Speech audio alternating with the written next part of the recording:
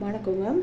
இந்த கலாச்சார இது பற்றி போட்டுக்கிட்டே இருக்காங்கல்ல, அதில் நான் கூட இன்னைக்கு சாட்டை துறைமுகம் அவர் பேசினதை நான் கேட்டேன். அவர் இன்னமும் கலாச்சார இந்த இதுக்கு முக்கிய காரணமே இந்த முதலமைச்சர் தான் அப்படின்னு சொல்கிறாரு. சரி, நான் கேட்கணும்னு நினைக்கிறேன், எந்த விதத்தில் முதலமைச்சர் மட்டும்தான் காரணமாக இருக்க முடியும்? முதலமைச்சர்னா அவர் இவங்க வாயெல்லாம் திறந்து சாயத்தை ஊற்றுனாரா? இல்லை, நான் கேட்குற கேள்வியில் கரெக்டாக என்னன்னு மட்டும் நீங்கள் பாருங்கள். இவங்க வாயிலெல்லாம் சாராயத்தை அவர் திறந்து ஊற்றுனாரா? கள்ளச்சாராயம் குடிக்கிறதே ரொம்ப தப்பு தானே, தப்பான விஷயம் தானே இவங்களாம் போய் செஞ்சாங்க. அதுக்கு நீங்கள் ஒன்று காரணம் முதலமைச்சர். எல்லா இடத்துல தப்பு நடந்துக்கிட்டே இருக்கும். இப்போ ஆவடி தொகுதியில் நான் ஏதோ ஒரு வீட்டாண்டாலும் இங்கே இருக்கிறோம், இங்கே ஒரு தப்பு நடந்துருச்சு, ஐயோ அதுக்கு முதலமைச்சர் தான் காரணம் அப்படின்னு சொல்ல முடியுமா? அவர் பார்த்துக்கிட்டு இருக்காரா? எல்லா இடத்துலையும் எவ்வளோ தொகுதி இருக்குது, எவ்வளோ இடம் இருக்குது, எல்லாமே இருக்குது.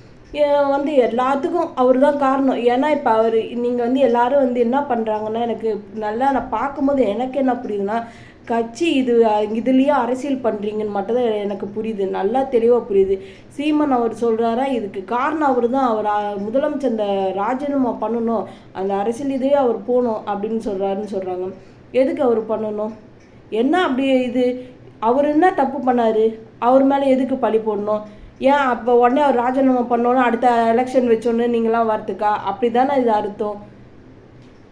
அதுதான் அர்த்தம், எனக்கு நல்லா புரியுது.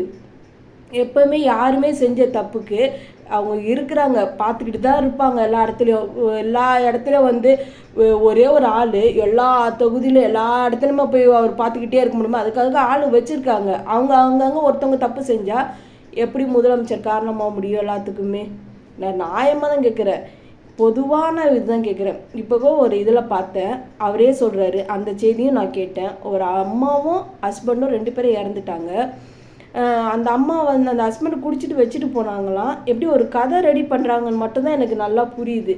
இதுதான் உண்மை. அந்த குடிச்சிட்டு வச்சுட்டு போனாங்களாம். அவங்க அம்மா ஒய்ஃபு அது ஓமத்தோட இதுன்னு மாத்திரை அந்த இது குடிக்கிறது நினச்சிட்டு, அந்த தண்ணி நினச்சிட்டு குடிச்சிட்டாங்களாம்.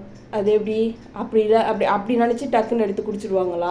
அங்கே இருந்துச்சு அப்படின்னு இவங்களா ஒரு யூகிச்சுப்பாங்களா? எனக்கு இவங்களா யாருமே அவங்க ஹஸ்பண்ட் சொல்லலை, இவங்களாம் அப்படி யூகிச்சுட்டு அப்படி எடுத்து குடிச்சிடுவாங்க வீட்டில். அது எப்படி செய்தியில் நீங்களாம் போடும்போது ஒருத்தவங்க அப்படியே ஒரு நல்ல இதுவாகவே நீங்கள் எப்படி காமிக்கிறீங்க? அது எப்படி நல்லா 2 பேரும் சேர்ந்து குடிச்சிருக்காங்க சொல்லுங்கள்.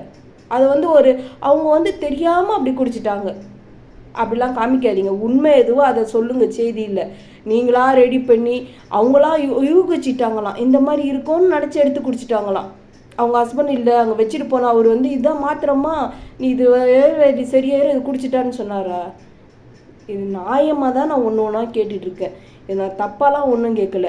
அந்த குழந்தைங்க 2 நிற்கிதுங்க. கண்டிப்பாக அவங்க அம்மா தண்ணி நினச்சி குடிச்சிட்டாங்கன்னு முதல்ல அந்த பொண்ணு சொல்லுது.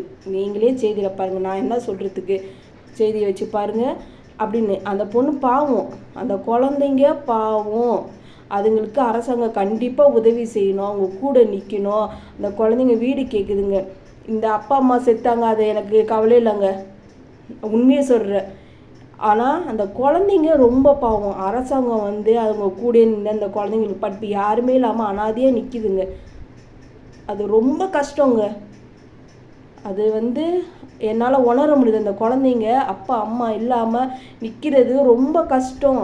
அரசாங்கம் கூட அவங்களுக்கு இருந்து அவங்களுக்கு ஒரு அரசாங்க வீடோ இல்லை அந்த குழந்தைங்களுக்கு படிப்பு கண்டிப்பாக அதுங்க படிக்க வரைக்கும் படிப்புக்கு கொடுக்கணும், உதவி பண்ணணும். அது கண்டிப்பாக மனிதாபமான இதுதான். இது நீங்கள் என்ன பண்ணணும்னா, இனி எல்லார் குடும்பத்திலும் சொல்லி வளர்க்கணும். எப்படின்னா, இந்த மாதிரி சரக்கை போய் குடித்தா கண்டிப்பாக இறந்துருவாங்க. அந்த 2 பேரும் வயிறு வலியில் துடிச்சு எப்படி செத்துருப்பாங்க, அந்த ஹஸ்பண்டும் ஒய்ஃபும். ஆனால் வயிறு வலியில் துடிச்சிருப்பாங்க. அது ரொம்ப கஷ்டம்தான், ரொம்ப துடிச்சு செத்துருப்பாங்க, பாவம்தான். இதை குடித்தா அப்படி தான் சாவாங்க. இப்போ பார்க்குறாங்களே எல்லாரும், இந்த குடிக்காரங்களாம் இருக்காங்கல்ல, போய் இந்த மாதிரி சரக்கு வாங்கி குடிக்கிறாங்கல்ல, கவர்மெண்ட்டில் இருக்குல்ல சரக்கு, அப்படி வேணால் அதை போய் வாங்கி குடிக்க வேண்டியது என்ன? இந்த மாதிரி சரக்கு வாங்கி குடித்தா இதுதான் தண்டனை, எப்படி துடிச்சாங்க, இந்த மாதிரி சொல்லுங்கள். ஏன் திசை திருப்புறீங்க? இதில் கூட அரசியல் கொண்டு வரணும்னு ஏன் நினைக்கிறீங்க? அறிவுரை சொல்லுங்கங்க. நீங்கள் சொல்லி யாரை கேட்பாங்களா? கண்டிப்பாக கேட்க மாட்டாங்க. அப்படி தான் போய் குடிப்பேன் நான், அப்படி தான் நான் குடிச்சிடணும் அப்படின்னு டக்குன்னு அவங்கெல்லாம் வந்து இந்த மாதிரி தான் ஆக முடியும். இது வந்து முதலமைச்சர் போய் நீங்களாம் குடிங்க குடிங்க வாங்க உங்கள் வாயை திறங்க நான் ஊற்றுறேன் அப்படியா சொன்னார்? இல்லை அப்படி பண்ணாரா? ஏன் பழி மட்டும் தூக்கி ஒருத்தர் பதவியில் இருந்தால் அப்படியே சுற்றி யார் எது இருந்தாலும் அவர் மேலே பழியை தூக்கி போட்டுருணும், பழியை போட்டுருங்க எல்லாரும் போட்டுருணும். அந்த மாதிரி அப்படி பண்ணக்கூடாது. இந்த விஷயத்தில் எனக்கு நியாயம் இல்லை. அதுதான் இந்த விஷயத்தை எடுத்து நான் பேசுகிறேன். இதில் வந்து நீங்கள் அவர் மேலே பழி போடுறது நியாயம் இல்லை, கண்காணிக்க தான் முடியும்.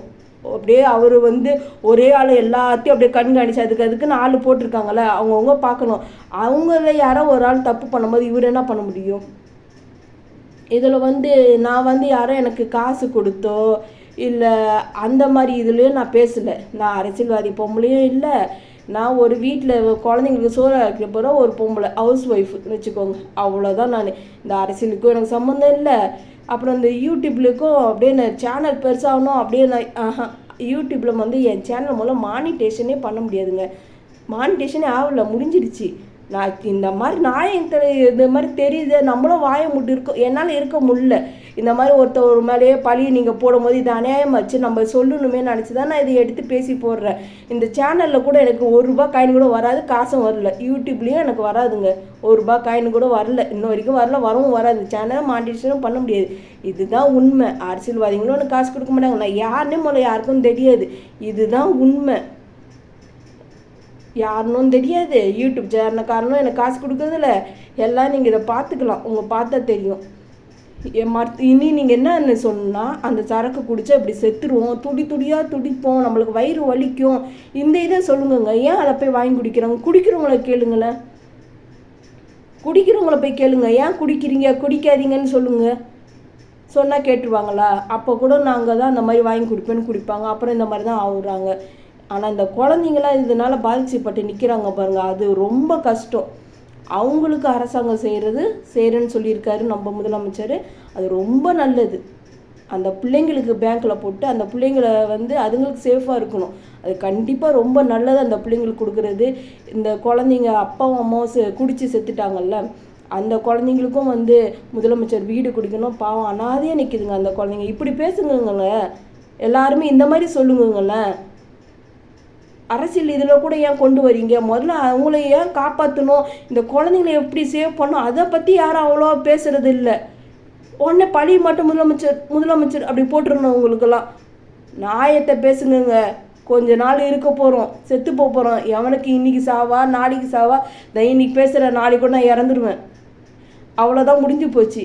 அநியாயம் பண்ணி அப்படியே அடித்து நம்ம பண்ணுறது கண்டிப்பாக நிறையவே நிற்காது.